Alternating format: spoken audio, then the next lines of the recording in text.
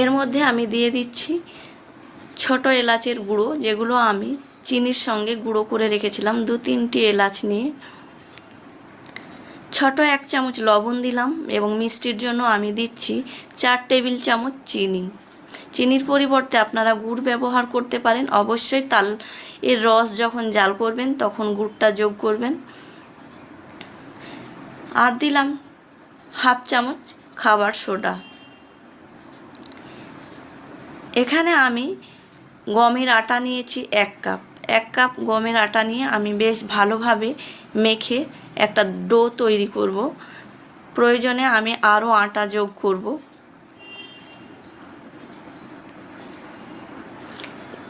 আমি আরও 1 কাপ মতো গমের আটা দিলাম। এই গমের আটা দিয়ে যদি ফুলুরি তৈরি করা হয় তাহলে